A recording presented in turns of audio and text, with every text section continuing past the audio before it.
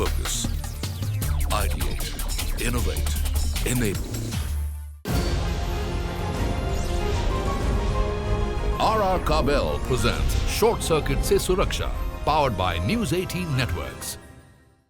भारत बहुत तेजी के साथ प्रगति के पथ पर आगे बढ़ रहा है। हम $5 ट्रिलियन की इकोनॉमी की तरफ तेजी से कदम बढ़ा रहे हैं। उसमें एक अहम पड़ाव है चाइना प्लस वन का। जी हाँ, बहुत सारी बड़ी वैश्विक कंपनियां इस समय भारत का रुख कर रही हैं। चाइना के अल्टरनेट के तौर पर भारत को देखा जा रहा है, लेकिन फिर भी इन सब बातों के बीच कुछ ऐसी बातें हैं जिन पर ध्यान देना बहुत जरूरी है। आप इंडस्ट्री को तो आमंत्रित करेंगे, लेकिन क्या आप उसको वो इंफ्रास्ट्रक्चर और वो सुरक्षित माहौल मुहैया करा पाएंगे? बात जब सुरक्षा की है तो हम बात कर रहे हैं इंडस्ट्रियल सेफ्टी की। अगर मैं 2021 की पार्लियामेंट की एक रिपोर्ट का जिक्र करूं तो भारत में इंडस्ट्रियल फायर में करीब 6500 से ज्यादा वर्कर्स ने अपनी जान गंवाई है। तो ये आंकड़ा जब पार्लियामेंट की तरफ से आया है तो सबको पता है, और फिर ये कंसर्न भी पैदा करता है। उन लोगों के भी दिमाग में आता है जो भारत आना चाहते हैं, और उन लोगों के भी दिमाग में, और हम सबके भी दिमाग में है जो यहाँ भारत में मौजूद हैं। तो एक बड़ा सवाल है, और इसे थोड़ा और बृहद कर दें तो इलेक्ट्रिकल सेफ्टी इन जनरल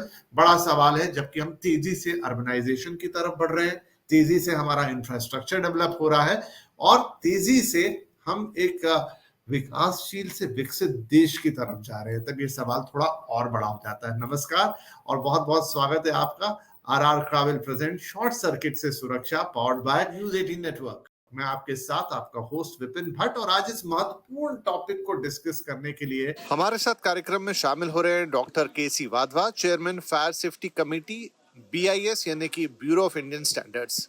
साथ ही हैं MV देशमुख साहब, chairman fire safety India foundation, Ajit Kulkarni MD Ajit Kulkarni consultant, और श्री गोपाल काबरा MD RR काबिल। आप सभी का बहुत बहुत स्वागत है।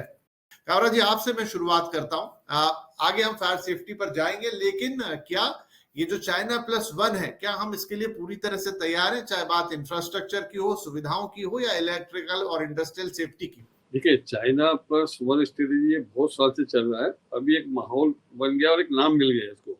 बाकी ये जो काम है पिछले 8-10 साल से चल रहा था, क्योंकि हम लोग जैसे आप जानते हैं कि 90% कंट्री में एक्सपोर्ट्स करते हैं और काफ़ी मल्टीनेशनल कंपनीज भी काम करते हैं, तो वहाँ ये वातावरण बना हुआ था। अब ये वातावरण में ये बहुत जोर से पकड़ गया, और ये जो कंसल्टेंसी फर्म ने चाइना प्लस वन की स्ट्रेटेजी को और मार्केटिंग करके पूरे ग्लोबली, और जो पिछले 10 साल में भारत का खुद का एक ब्रांड बना है कि भारत एक डेमोक्रेटिक पावरफुल कंट्री है, भारत एक पॉलिटिकल पावरफुल कंट्री है, भारत एक डिफेंस में बहुत काफ़ी आगे बढ़ गया। तो उस हिसाब से लोगों का झुकाव भारत की तरफ बहुत जोर से आ रहा है, और ये सही है। अब लेकिन लॉन्ग टर्म इंडिया को आने वाले 50 साल, 100 साल या 150 साल तक अगर अपनी तरक्की को बनाए रखना और बनाना है, तो सबसे अधिक सरकार का, उद्योगों का ध्यान ये होना चाहिए कि जो हम हमारे खुद के प्रोडक्ट हमारे नाम से बना के पूरे विश्व को देंगे, उस दिन ये चाइना प्लस वन नहीं, हम विश्व गुरु की ओर आगे बढ़ेंगे। आज हम जो सारी बातें कर रहे हैं चाइना प्लस के लिए, लेकिन वो सस्टेनेबल मॉडल नहीं है। आज चाइना प्लस वन बना है, अगर हम जिस दिन बहुत पावरफुल हो जाएंगे, एक दिन इंडिया प्लस वन स्ट्रेटेजी बनेगी। तो लेकिन अगर हमारे ब्रांड अगर पावरफुल होंगे तो ये दोनों से हम बचेंगे। बाकी तैयारियां जिस ढंग से माहौल बना है, अंदर तैयारी चलिए, लेकिन उतनी तैयारी नहीं है जितनी डिमांड है। न सरकार उतनी तैयार है, न प्राइवेट कॉर्पोरेट तैयार है। डॉक्टर वाधवा, क्या कह रहे हैं आप? जैसे काबरा जी कह रहे हैं कि हम तो आगे इंडिया प्लस वन की भी बात कर लेंगे, हमारे अंदर इतना पोटेंशियल है, लेकिन तैयारियों में अभी थोड़ी कमी हमें दिख रही है। आने वाले टाइम में भारत के लिए काफ़ी ब्राइट फ्यूचर है, क्योंकि हम तो अभी लार्जेस्ट बिगेस्ट कंट्री हो गए हैं पॉपुलेशन वाइज, वर्ल्ड की नंबर 1 कंट्री है। तो हमारे पास जो ह्यूमन रिसोर्सेज हैं उनका कोई कमी नहीं है, टेक्नोक्रैट्स का कोई कमी नहीं है। हमारे यहाँ के इंजीनियर्स बाहर जाके बहुत कुछ कर रहे हैं दूसरी कंट्री में। तो अगर उनको सिमिलर अपॉर्चुनिटी यहाँ दी जाएगी, अच्छे पैकेजेस दिए जाएंगे, तो सर्टेनली इसको कहीं ना कहीं वो भारत को आगे आने वाले टाइम में आगे ले जाएंगे, और एक दिन ऐसा आएगा कि हम इंडिया प्लस वन डेफिनेटली बनेंगे। मिस्टर कुलकर्णी, तो जो मल्टीनेशनल कंपनीज हैं, ग्लोबल कंपनीज हैं, बड़े बड़े सेटअप्स हैं, क्या देखते हैं जब वो चाइना या भारत या किसी ऐसे देश में अपना सेटअप लगाना चाहते हैं? क्या रहता है उनकी प्रायोरिटी पे? कौन सी चीजें होती हैं जिस पे अपना निर्णय लेते हैं? उसके अंदर में पहली तो इंफ्रास्ट्रक्चर है क्या, स्किल्ड मैन पावर है क्या, ईज ऑफ बिजनेस है क्या। तो what we can say is कि ताकि अपने यहाँ पे काफ़ी स्किल्ड वर्कर है, काफ़ी टैलेंटेड वर्कर्स भी है, तो वो जो लेबर फोर्स है वो अपने पास अवेलेबल है। वैसे भी हम लोगों का डेमोक्रेटिक कंट्री है, अच्छे लॉ एंड ऑर्डर है, स्टैंडर्ड्स काफ़ी अच्छे हैं, तो ईज ऑफ डूइंग बिजनेस है। लोगों को एक ट्रस्ट लगता है कि बाबा इंडिया के साथ हम लोग बिजनेस कर सकते हैं। तो सब कुछ है भारत के पास। डॉक्टर देशमुख, क्या आपको लगता है कि हम वो सारी चीजें प्रोवाइड करा सकते हैं, बस ये है कि कुछ इम्प्रूवमेंट थोड़ी बहुत चीजों में, थोड़ा इंफ्रास्ट्रक्चर में, थोड़ा पॉलिसीज में, थोड़ा सेफ्टी स्टैंडर्ड्स में कर ले तो शायद चाइना से भी बेहतर है? Yes, I agree. We can definitely do a better job, but again, towing the line that instead of we becoming the OEM for certain brands and those brands getting popular and they dominate the market, instead of we also develop our own brands, we manufacture and we sell it under our label, our brands. Our industry does that, and for that, if there is a supportive, conducive environment from the government of the center and the states, I think at least the common minimum agenda of all the states. I'm not trying to make a political statement, but at least as far as the national growth is concerned, instead of bringing any differences together, if cohesively all states and federal government works together, I think we can achieve that. चलिए, तो किया जा सकता है और भारत उसमें पूर्ण रूप से सक्षम है, कैपेबल है। लेकिन उस बीच जिस कंसर्न की हमने बातचीत की थी कि जो सेफ्टी हमें चाहिए, जो एक सेफ एनवायरनमेंट चाहिए, और खास तौर पर इंडस्ट्रियल सेफ्टी, और उसमें भी इलेक्ट्रिकल फायर वाला जो हजार्ड है उसको लेकर सेफ्टी। वाधवा साहब, क्या बड़े कारण हैं कि इस तरह की घटनाएं हमारे देश में लगातार घटती हैं? जो इलेक्ट्रिकल शॉर्ट सर्किट है, इसका बेसिक मूल कारण ये है कि हम कभी भी इलेक्ट्रिसिटी का अभी कभी ऑडिट नहीं कराते। इलेक्ट्रिकल इक्विपमेंट, अप्लायंसेस, इलेक्ट्रिसिटी का कभी ऑडिट होता नहीं है। तो इसीलिए ज़रूरत ये है आज की तारीख में कि हमें एनुअली उसको भी ऑडिट कराना चाहिए, और फिर अच्छी क्वालिटी की वायर्स, केबल्स, जो इलेक्ट्रिकल अप्लायंसेस है वो सारे हमें लेने चाहिए। जो भी स्विच गियर्स हैं क्वालिटी के लेने चाहिए, स्टैंडर्ड्स के लेने चाहिए, क्योंकि कॉस्ट कटिंग नहीं करनी चाहिए। शुरू में ही हम कॉस्ट कटिंग के चक्कर में इंफीरियर क्वालिटी के लगा देते हैं और आने वाले टाइम में फिर हमें ये दिक्कतें होती।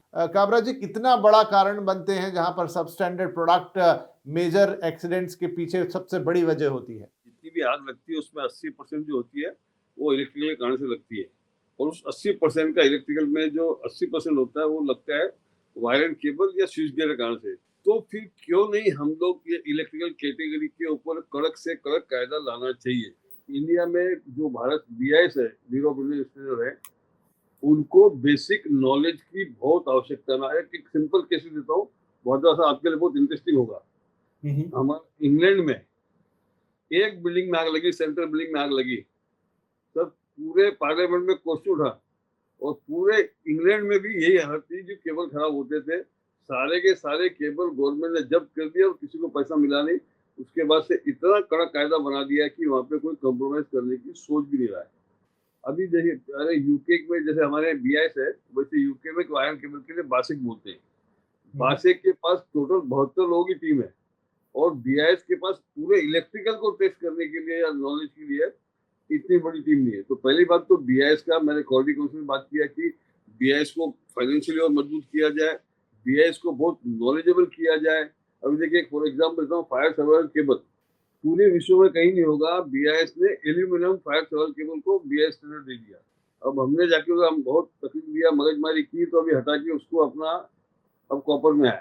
लेकिन आज भी मैं आपको बोलता हूँ, इतने बड़े बड़े टावर बन रहे हैं, कितने अच्छे अच्छे कॉर्पोरेट के बन रहे हैं, जिसमें एल्यूमिनियम फायर सर्वाइवल केबल लग रहा है। आग लगती है तो अपना टेम्परेचर होता है 850-900 डिग्री, एल्यूमिनियम अपना जल जाता है 650 डिग्री में। तो ये जो समस्या एक अरे इतनी लंबी समस्या अगर हम बात करें तो ये हमको 2-3 घंटे लग जाएंगे। लेकिन इलेक्ट्रिकल प्रोडक्ट के लिए, और दूसरी बड़ी बता दूं आपको कि बड़ी बड़ी कंपनियां जो है वो सबसे अधिक गड़बड़ कर रही है। बड़ी दुविधा और चिंता और बड़ा दुख का विषय है। एक तरफ हम सोच रहे हैं कि हमारी कंपनियों का ग्लोबल ब्रांड बने, लेकिन जो बड़े मेजर कंपनियां जो अपने शेयर बाजार में प्रॉफिट दिखाने के लिए लिस्टिंग करने के बाद में ये जो क्वार्टर टू क्वार्टर के प्रेशर में इतने गलत काम होने लग गए हैं कि अरे कभी लगता है कि कंपनियां लिस्टेड होनी नहीं चाहिए।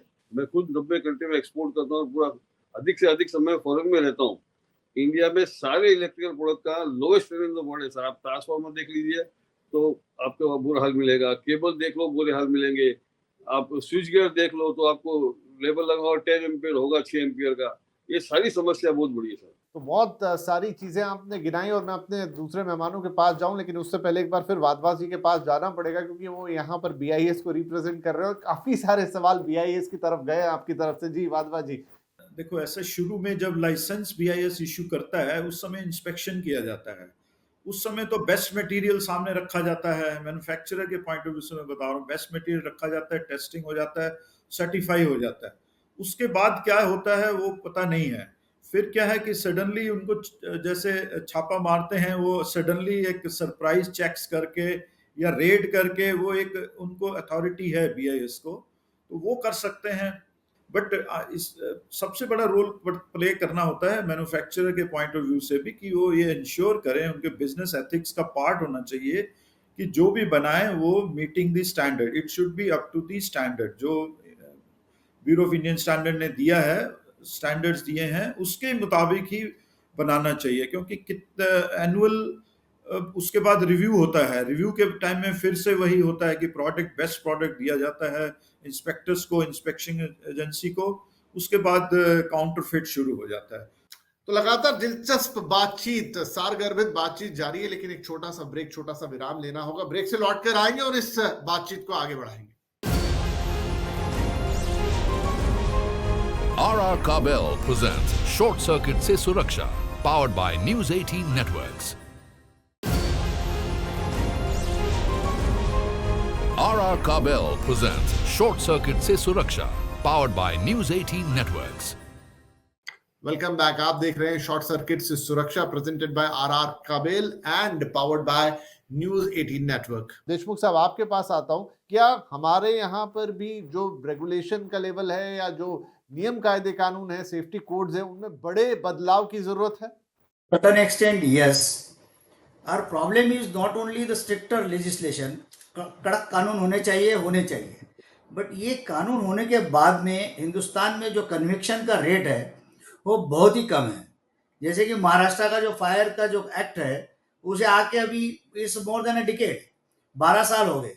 12 साल में मतलब 3-4 लोग भी ऐसे कन्विक्शन नहीं हुआ है कि वो मतलब it will be a lesson to the others कि मैं यदि ये कानून का थोड़ा वायलेशन करता हूं तो ये है। नेशनल पॉलिसी पे हम बात करते हैं तो जैसे कि हमारे स्टेट के, हर स्टेट का अपना कानून बनाया हुआ है, क्योंकि the fire is a state subject.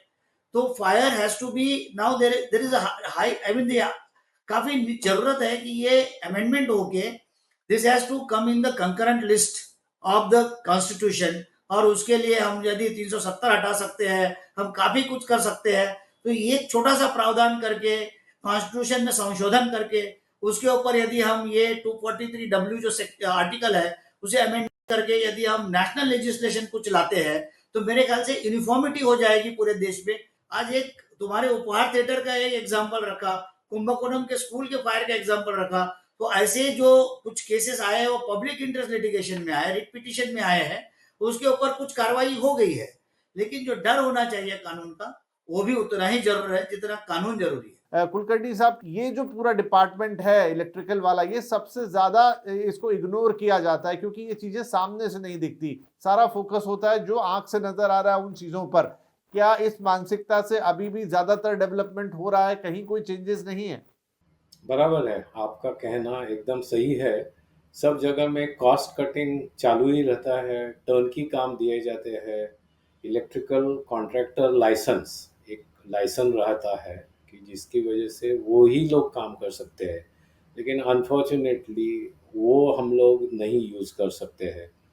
बहुत टाइम में हम लोग स्पेसेस के लिए, यानी जो जगह होना चाहिए इलेक्ट्रिकल के लिए, सबस्टेशन के लिए, मीटर रूम के लिए या किसी भी पैनल रखने के लिए एक जगह देनी चाहिए, लेकिन हमारे आर्किटेक्ट्स लोगों के पास जगह ही नहीं रहती है। तो ये सब कॉम्प्रोमाइज़ होने की वजह से टेम्परेचर बढ़ता है और वहाँ पे ओवरलोड और शॉर्ट सर्किट ये प्रॉब्लम होती है।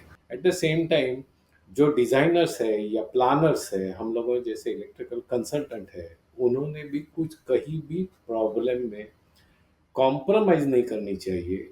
और हम लोग मैन्युफैक्चरर्स को बोलना चाहिए, भाई तुम्हारा अगर मटेरियल सही नहीं है तो then in that case we are not going to use it, हम लोग आपका इस्तेमाल नहीं करना चाहिए। मेरे ख्याल से ये होने से हम लोगों की तरक्की हो सकती है। तो मैन्युफैक्चरिंग की एक बार फिर से बात आई, गोपाल जी आपने इशारा किया कि अब लिस्टिंग हो जाती है कंपनियों की और वो आईपीओ ले आती हैं और एक प्रेशर बन जाता है जहां क्वालिटी पे तो ध्यान खत्म हो जाता है और क्वार्टरली रिजल्ट्स पे चला जाता है। तो क्या ऐसा बेसिक चेंज चाहिए जहां से सब कुछ हो? एक रेगुलेशन की बात हो सकती है, लेकिन इसके अलावा क्या? देखिए, पहले तो एक आदमी के अंदर की मैं ये होना चाहिए कि I am answerable to myself. आदमी के अंदर ईमानदारी होनी चाहिए, राइट? एक और ये कई कंपनियों को जो लग रहा है, खास करके जो हमारी इंडस्ट्री में लग रहा है कि हम इतने बड़े हो गए, हमारा कोई कुछ बिगाड़ नहीं सकता है। क्या अगर आप पूछे, आप इलेक्ट्रिकल कॉन्ट्रैक्टर के एक दिन जैसे आज बोले 4 इलेक्ट्रिकल कॉन्ट्रैक्टर, इंडिया के बेस्ट कॉन्ट्रैक्टर का आपका ये कॉन्फ्रेंस कराता हूँ इसके अंदर आपका, तो सभी बोलते हैं सर केबल की साइज इतनी छोटी है, और ग्लैंड ही काम नहीं करते। ग्लैंड वाले बेचारे सही साइज बनाते, केबल की साइज छोटी हुई। कुछ कर सकते 8 ब्रांड लिख देते सर उसमें, 3 अच्छे ब्रांड, 3 मीडियम और 3 एकदम घटिया। अब कॉन्ट्रैक्टर क्या करता है, जो सबसे सस्ता ले लेता है। तो पहले तो sir see starting from manufacture responsible number 1, consultant number 2, contractor number 3, user बेचारा लास्ट में आता है। क्योंकि यूजर क्या होता है सर, एक आदमी घर जिंदगी में साल में जिंदगी में एक बार, अभी नया पैसा बहुत हो गया तो जिंदगी में 2 बार बनाता है, तो चीजें ध्यान में नहीं आती क्या करना, तो अपना जो चीज दिखती है उसमें लग जाता है। तो रिस्पॉन्सिबल हम सारे के सारे, लेकिन उससे भी कई ज्यादा मेरे को लगता है कि एक सरकार का डर, एक कानून का डर वापस इस देश में इस काम के लिए जरूरी है। और इतना कड़क कायदा होना चाहिए, क्योंकि सर ये इलेक्ट्रिकल फायर सेफ्टी है, फायर, तो फायर के साथ स्मोक को भी डिस्कस करना चाहिए। क्योंकि फायर के बाद फायर लगने के कारण लोग होते हैं, लेकिन मरने के कारण स्मोक ज्यादा होता है। फाइनेंशियल लॉस होता है आपके फायर के कारण से, ह्यूमन लॉस होता है धुएं के कारण से। तो धुएं वाला चीज हटा ही नहीं रहा, अभी आज तक ही नहीं हो रहा है। ये बड़ी चुनौती का सब्जेक्ट है हमारे लिए। इसमें मीडिया एक बहुत बड़ा रोल प्ले कर सकता है ये, और मैन्युफैक्चर लोगों से भी रिक्वेस्ट करना चाहिए मीडिया ने, ये आपके तो इस लाइन के लिए सब मैं बहुत सारे मल्टीनेशनल कंपनी दूसरे प्रोडक्ट की बात कर सकता हूँ। उनके जो प्रोडक्ट इंडिया में बिकते हैं, बेचते हैं, उसकी क्वालिटी अलग है, और जो यूरोप में बेचते हैं उसकी क्वालिटी अलग है। Same company, same brand, same ownership की ये समस्या है। यानी भारत को लोगों ने, गरीब देश है, हम इसको बेवकूफ बना सकते हैं लोगों को। ये जो मानसिकता जो बड़े लोगों के अंदर या मैन्युफैक्चर के अंदर या कंसल्टेंट के अंदर या कॉन्ट्रैक्ट के अंदर, इससे बाहर निकल के ये मेरा देश है, इसको सुरक्षित करना मेरी जवाबदारी है। जब तक ये भावना नहीं जागेगी, एक एक क्रांति की आवश्यकता है, तो मेरे ख्याल से तभी जाके समस्या ठीक होगी। क्विकली अब बहुत कम समय रह गया, इसलिए 10-10, 20-20 सेकंड में आप सभी लोगों से एक एक उपाय वो पूछना चाहूंगा जो तुरंत, क्योंकि करने के लिए तो काफी चीजें हैं, नीचे से ऊपर तक बदलाव में शायद वक्त भी लग जाए, लेकिन कहीं ना कहीं से तो शुरुआत करनी होगी।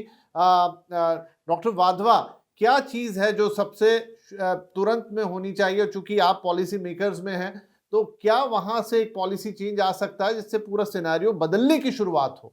रिसेंटली BIS ने एक नेशनल इलेक्ट्रिकल कोड 2023 में भी रिलीज किया है। उसमें कई चीजें मेंशन की हैं, और आने वाले टाइम में उसको क्या गजट नोटिफिकेशन के तहत वो इशू होने के बाद वो यूनिफॉर्मली एप्लीकेबल होगा। और 15 फाइनेंस कमीशन ने फायर सर्विस को मॉडर्नाइज करने के लिए 5,000 करोड़ ने एलोकेट किए हैं। तो आने वाले टाइम में जो भी फायर सर्विस है कंट्री की, स्टेट वाइज उन्होंने डिटेल्स मांगी है कि आपके स्टेट के अंदर क्या क्या लैकिंग हो रहा है in terms of equipment and appliances. तो जो लिस्ट के मुताबिक वो स्टेट को एलोकेट किया जाएगा। तो सेंट्रल गवर्नमेंट तो इसमें बहुत एक्टिव है, बट स्टेट लेवल पे इसको यूनिफॉर्मली अप्लाई करना एक जरूरी है। तो देशमुख साहब, क्या आपके मुताबिक रहेगा quick action plan? Bureau of Indian Standard itself has lot of reforms during last 7 to 8 years. सारे जो कोड स्टैंडर्ड आज पोर्टल पे फ्रीली अवेलेबल करा दिया उन्होंने, एक बड़ा बदलाव आया उसमें। सेकंड थिंग जो है कि नेशनल बिल्डिंग कोड है आज इंडिया का, जो अभी again it is going under amendment, और बाकी के जो BIS के सारे कोड है, unfortunately they are all recommendatory standard, very few are mandatory standards. So उसको मैंडेटरी करने के लिए फर्स्ट एक्शन प्लान होना चाहिए। एंड जैसे कि electricity is a concurrent list subject, वहां पे तो गैजेट नोटिफिकेशन करा के पूरे देश में उसको लागू कर सकते हैं। बट फायर सर्विस के जो लॉ है वो स्टेट वाइज है, यूनियन टेरिटरी वाइज है, तो उसको भी नेशनलाइज करके वो एक्शन प्लान में लाना चाहिए और उसको करना चाहिए। क्विकली अजीत साहब, आपके सुझाव? टेक्नोलॉजी लाना चाहिए कि जिसमें प्रिवेंशन, डिटेक्शन एंड सप्रेशन, अगर ये 3 जो इम्पोर्टेंट पॉइंट्स है वो फायर के लिए, वो अगर हम लोग लाते हैं कि जिससे AI या IoT या IBMS अगर हम लोग काम में लाते हैं, तो मेरे ख्याल से ये बहुत सारा प्रॉब्लम्स जो है वो हम लोग निकाल सकते हैं. We can use the CAD also, the drawing, selection of the material.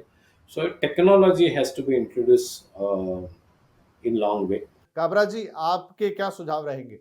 Safety her field की हो, उसके ऊपर सरकार की तरफ से कड़ा कायदा आना चाहिए और लोगों के अंदर आपको खुद को बदलाव लाना पड़ेगा. चाहे मैन्युफैक्चरर हो, चाहे कंसल्टेंट हो, चाहे कंसर्न हो, गवर्नमेंट डिपार्टमेंट हो, सबके मन में होना चाहिए कि सेफ्टी ये हमारे DNA में होना चाहिए. Safety is a priority. जब हम China+1 की बात कर रहे हैं, जब आप पूरे विश्व को आमंत्रित कर रहे हैं, तो आप उन्हें एक ऐसी सुरक्षित जगह तो देंगे, ऐसा सुरक्षित इंफ्रास्ट्रक्चर तो देंगे जहां पर जान की, ह्यूमन लाइफ की वैल्यू हो, तभी वो लोग भी आना पसंद करेंगे. और उसके पीछे एक नेशनल पॉलिसी की बात आई, बिल्कुल होना चाहिए, कड़क कायदे कानून होना चाहिए जिसमें यह है कि हाँ, गलती हुई तो फिर सजा मिलेगी, गलती हुई तो लाइसेंस रद्द होगा, मैन्युफैक्चरिंग बंद होगी.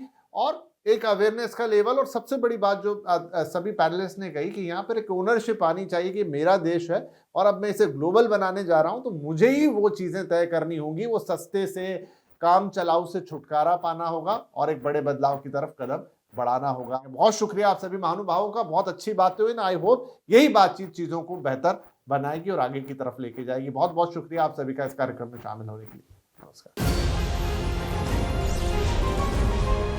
RR Kabel presents Short Circuit se Suraksha, powered by News 18 Networks.